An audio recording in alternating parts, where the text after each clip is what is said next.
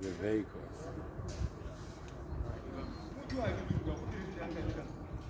And then you must show the concrete that has.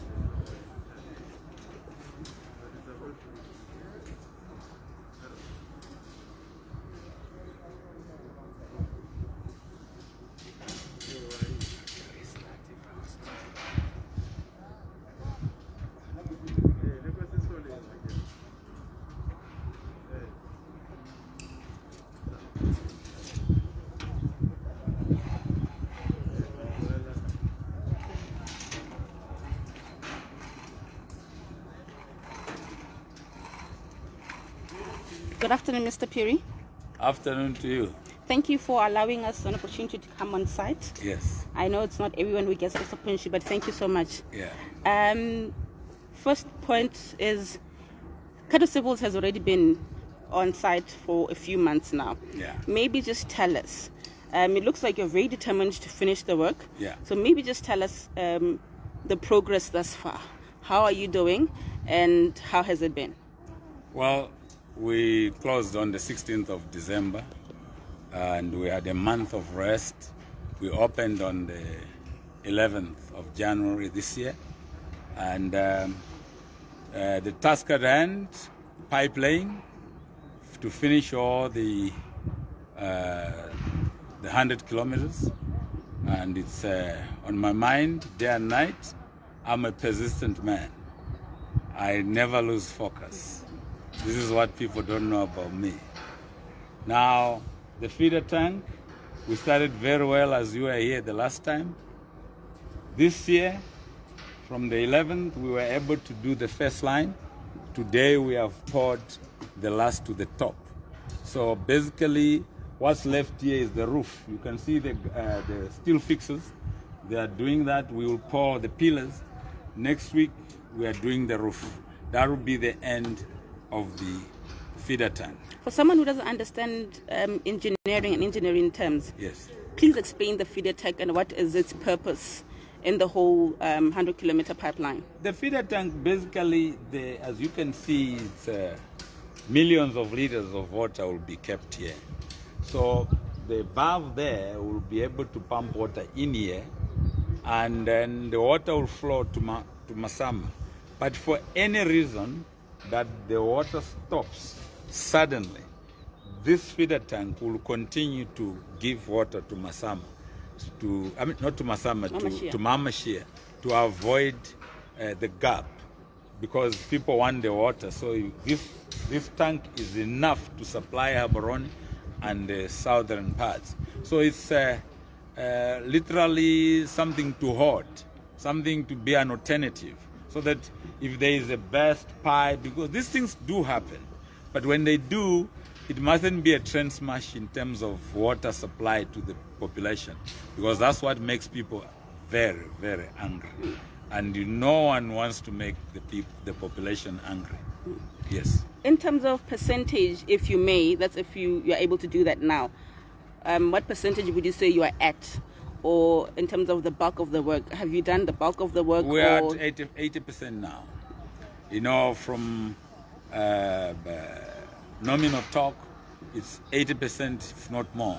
So really, what we are left is pipe laying, welding.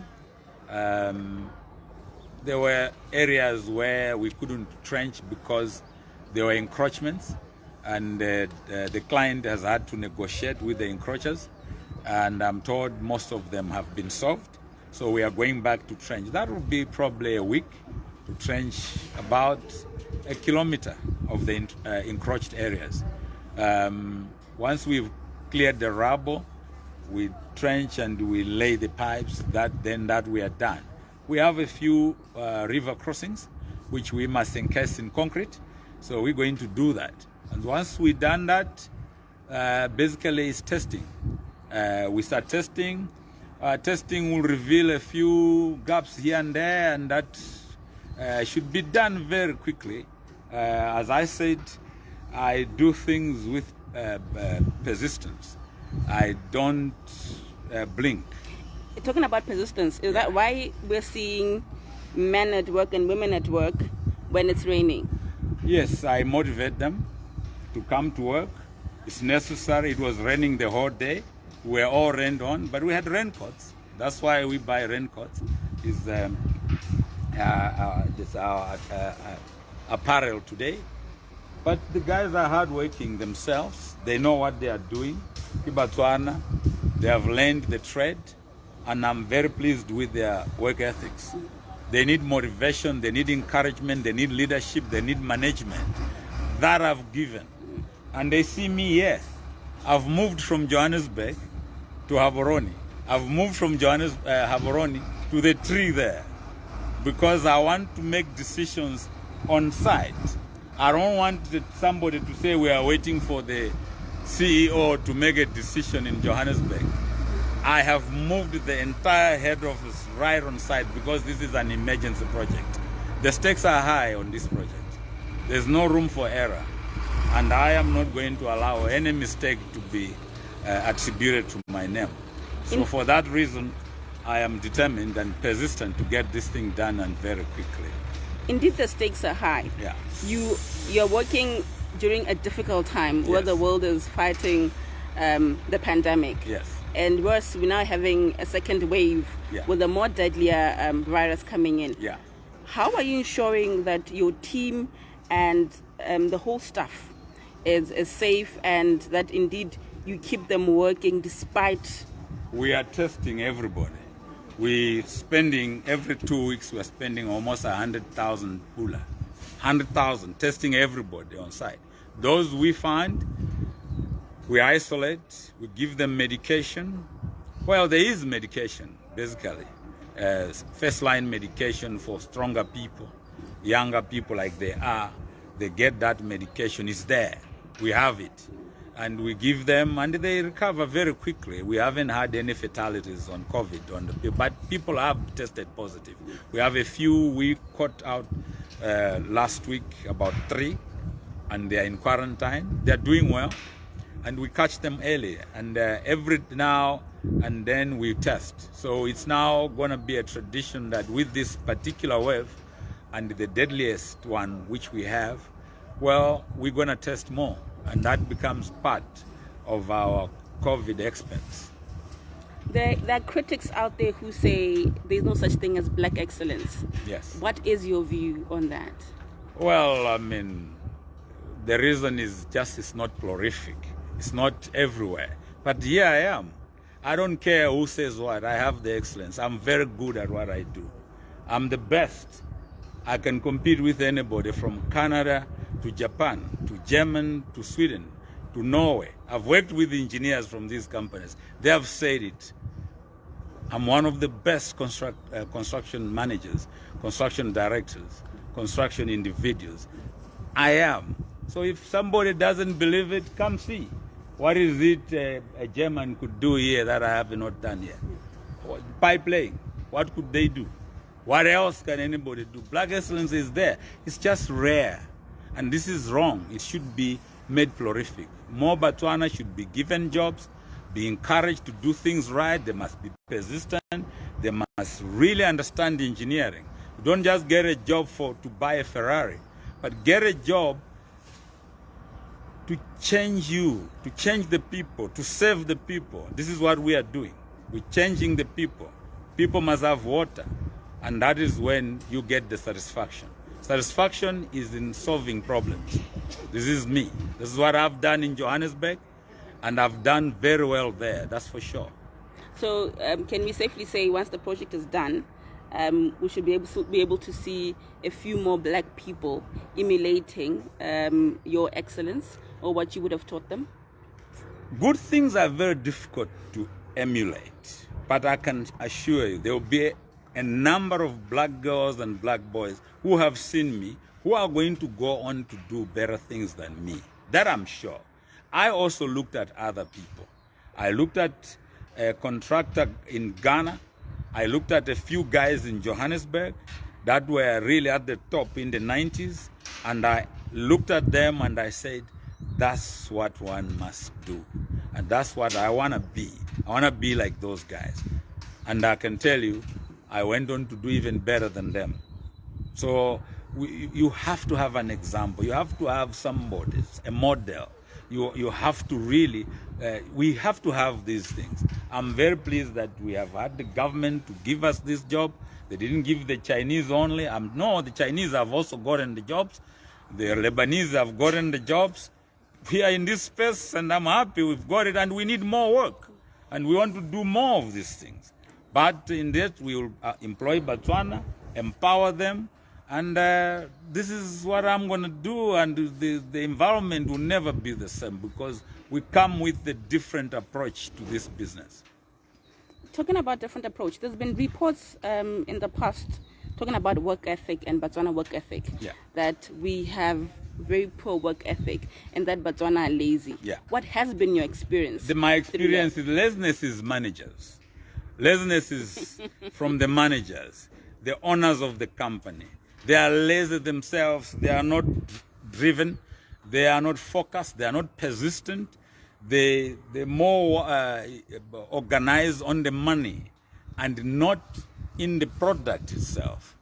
Workers will work once you direct them. Workers can only, these are engineers who design this thing. They have to be introduced to this to see what it is, and then you have to be here to encourage them.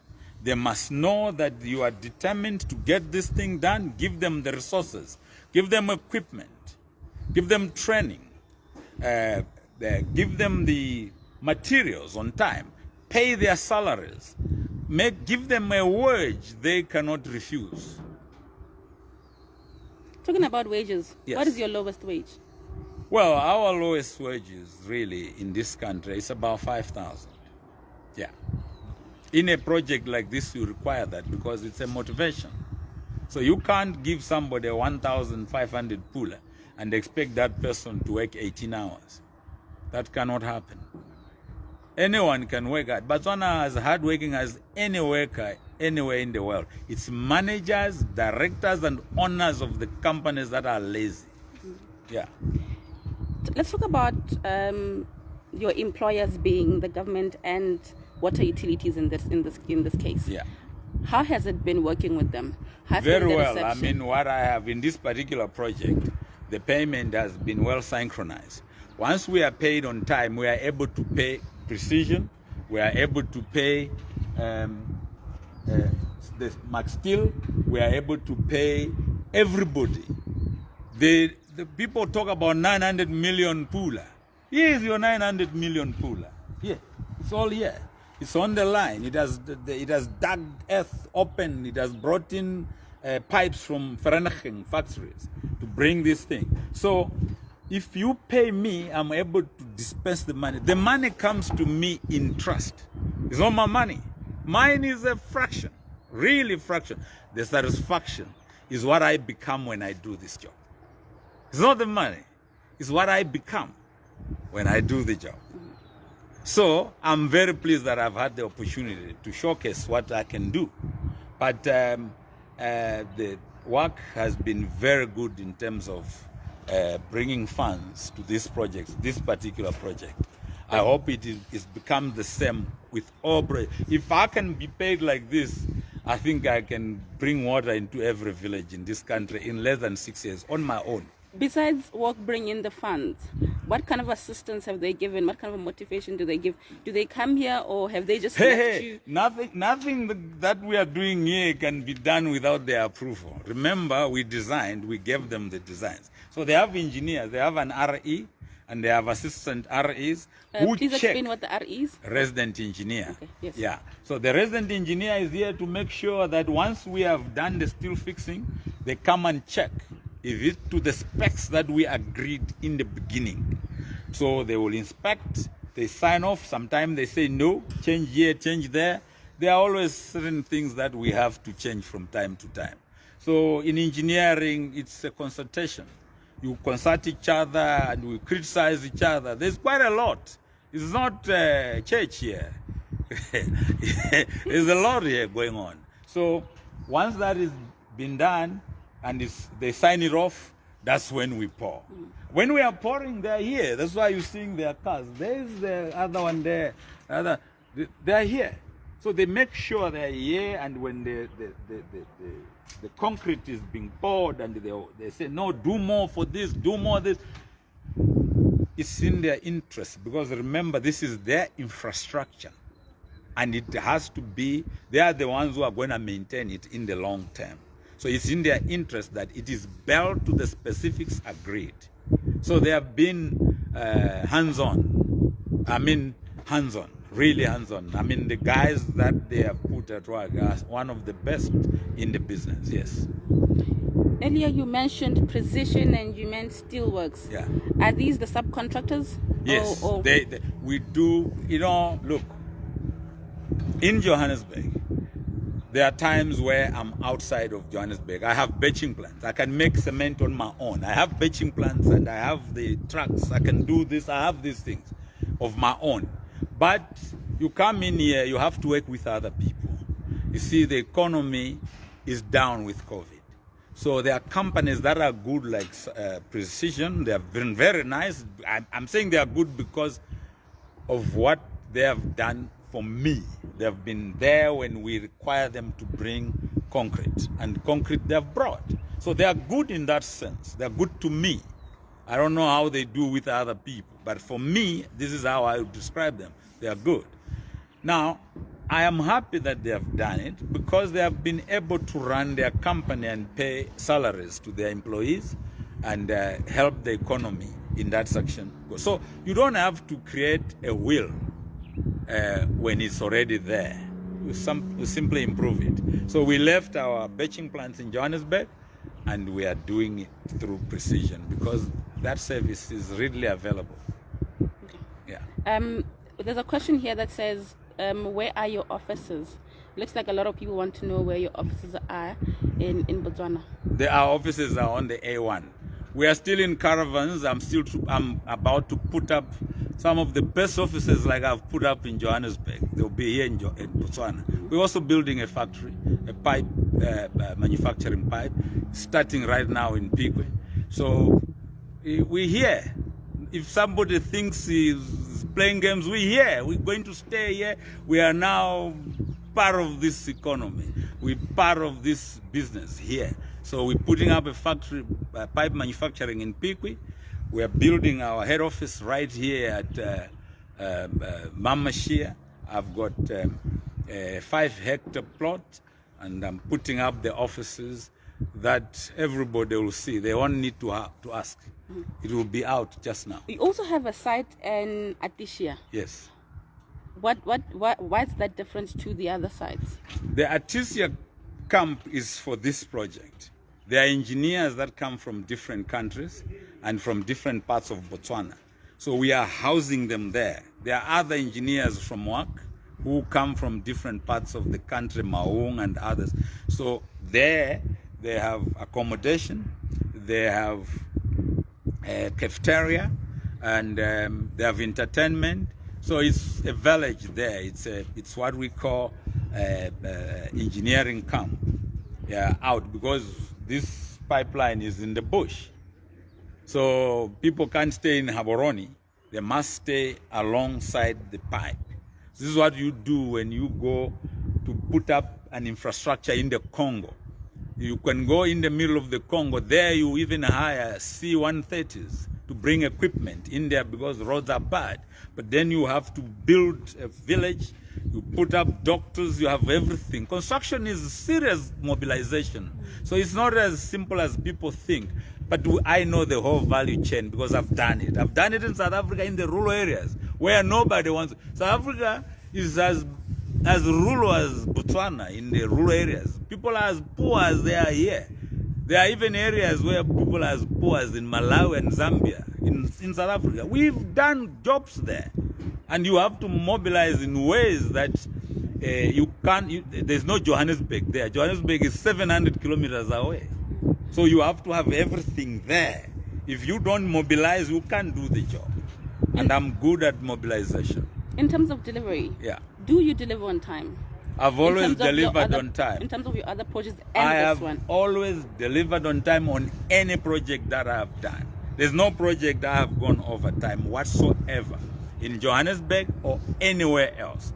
The only thing that happens is that sometimes the clients don't pay. They give you a contract.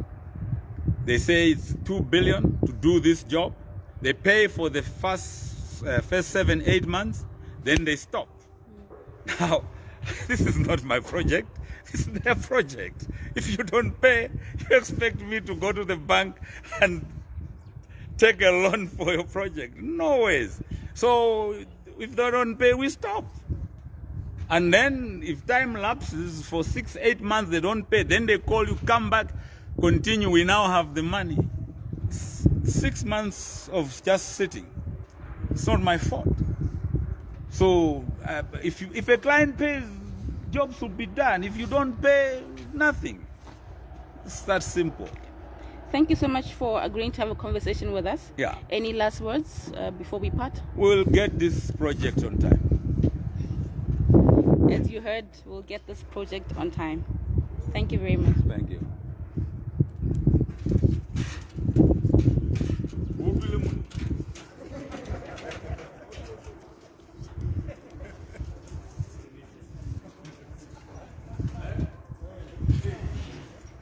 Vale.